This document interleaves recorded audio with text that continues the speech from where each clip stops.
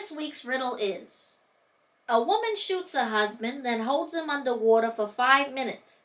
A little while later, they both go out and enjoy a wonderful dinner together. How can this be? Hello, hello, all. Welcome to Mysteries with Divina. I am your host, Divina Shea, and today we're going to be talking about another serial killer, another angel of death. You all seem to really enjoy these stories, so I feel I must oblige and tell you another. Today's angel of death is Richard Angelo. Richard Angelo was born August 29th of 1962. His parents were both working in the educational system. His mother was an economics teacher and his father a high school guidance counselor. Nothing too exciting there. He would appear to have an uneventful childhood. He became an Eagle Scout at one point. He graduated high school in 1980, and soon after, Richard Angelo signed up for service as a volunteer fireman. Neighbors admired his courage, but none suspected his underlying motivation, an obsessive need for recognition as a hero, otherwise referred to as hero syndrome. And that need would drive him to commit a string of vicious crimes in later years. Angelo graduated from New York State University as a registered nurse in May of 1985, working briefly at 2 Long Island hospitals before he landed a job at Good Samaritan Hospital in West Islip during April of 1987. Now, the irony in that, really, the title, Good Samaritan Hospital, of all the places he could have chosen to do his killing, he just happened to choose that one. What a guy. As the new recruit and a low man on the totem pole, he worked the hours from 11 p.m. to 7 a.m. in the small ward reserved for cardiac patients and other cases requiring intensive care. Angelo never complained about the hours. If anything, he seemed to like the graveyard shift. No pun intended. The loss of patients in intensive care is not surprising, given the severity of illness and the traumatic nature of the injuries, but doctors on the staff at Good Samaritan recorded some unusual cases. In the later months of 1987, patients who appeared to be recovering from surgical procedures at a normal pace were dying off without apparent cause, and hospital administrators were alarmed, to say the least. Now, this knucklehead thought it would be a bright idea to poison people and come back to save them. You know, again, they're trying to be the hero, but we come to find out his plan rarely ever worked. And it also got him no recognition. Why? Because he was doing his job. I mean, I support the medical professionals just as much as the next gal, but I don't go around patting them on the back, you know what I'm saying? They're doing their job, and I appreciate them for it, but that's it. 6 suspicious deaths between September 16th and October 11th left doctors bewildered until the killer made a critical mistake. On October 11th, following the deaths of 2 post-operative subjects in a single day, good grief, I tell you, they get so sloppy, so careless, you know? 2 people already dead in one day. But, alright, so patient Girolamo Cusick, at age 73, was approached by a bearded, heavy-set man who informed him, "I'm going to make you feel better." Oh boy. The visitor injected something into Cusick's intravenous tube, producing immediate numbness and labored breathing. The patient had strength enough to buzz for a nurse, and his life was saved, providing authorities with their first witness in a mystifying case. Good grief. You know, he's trying to play the hero, and other people are saving his victims. I mean, oh, good grief. I mean, that's the one thing that we're trying to do here is play hero, and we're not even doing that. On October 12th, police routinely questioned Richard Angelo as the only male nurse on the graveyard shift. My goodness.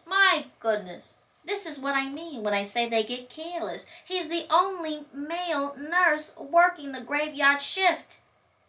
And the only bearded one, too.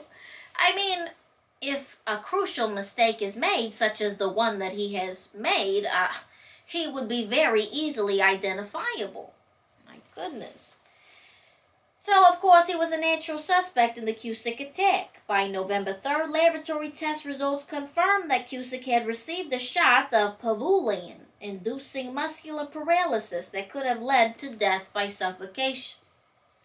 A search of Angelo's hospital locker on November 13th turned up hypodermic needles and a vial of potassium chloride, a drug that produces massive heart problems if used incorrectly, and obviously it was being used very incorrectly. The next day, searchers visited Angelo's apartment, seizing vials of pavulin and a similar drug, a nectine. He was arrested on November 15th while attending an out-of-town conference for emergency medical technicians. Angelo was held without bail, pending further investigation. Doesn't even bother to try to get rid of evidence. I mean, what are we doing here, people? If you're going to commit crimes, my goodness, have your act together. All these people, they get so cocky, you know what I mean? The last angel of death that we had, well, not the very last, but the previous angel of death that we had, Mr. Robert Diaz, he did the same thing. He had the evidence all over his place, in his locker, even in his lab coats. And he's like, oh, I accidentally took that home with me. It's from work. It's from work. Yeah. Sure. So in custody, I swear the man probably didn't last 5 minutes. He swiftly confessed to a series of murders, estimating that he used pavulin or nectine, however you say it, to poison an average of 2 patients per week during September and early October of 1987. It's a thing too, he's doing too many. He's causing alarm. The hospital officials are like, hey, what's going on here? You know what I'm saying? People are going to notice if people are dropping like flies in a hospital where people are supposed to be getting better. And of course, like we talked before, his motive was to be the hero. And he didn't even do that. Other nurses or doctors ended up saving the few victims that were able to escape his little scheme.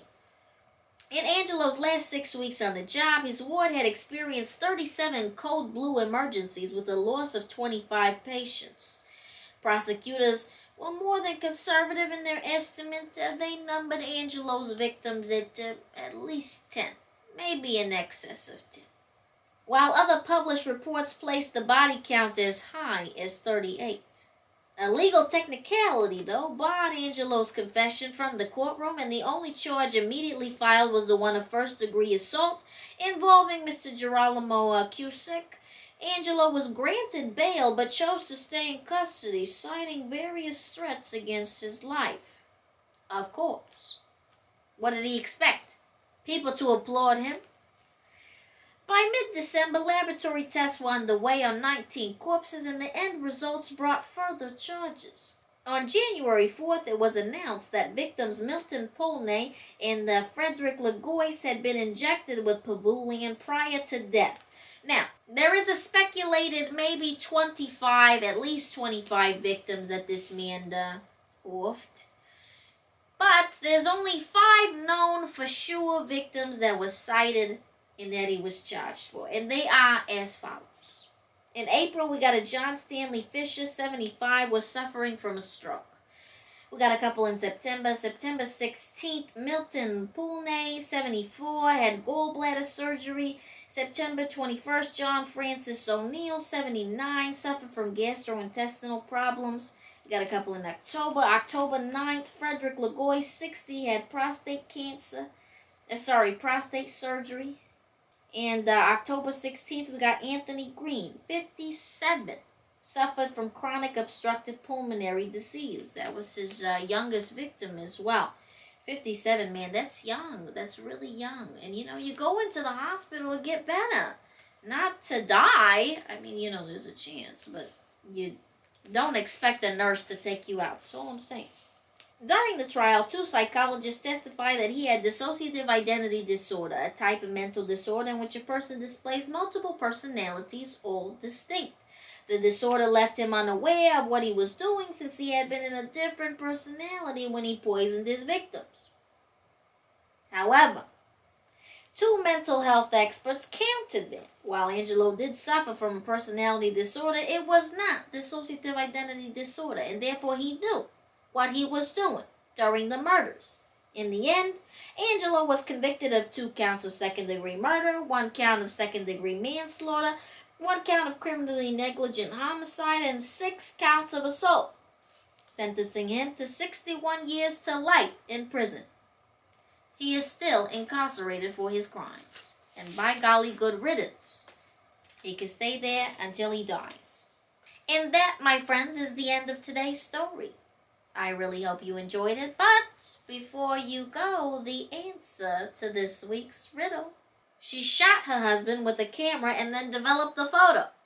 Thank you all so much for joining me today. Please don't forget to like, comment, and subscribe if you enjoyed this type of content. If you want to hear more stories about serial killers, I will see you next week.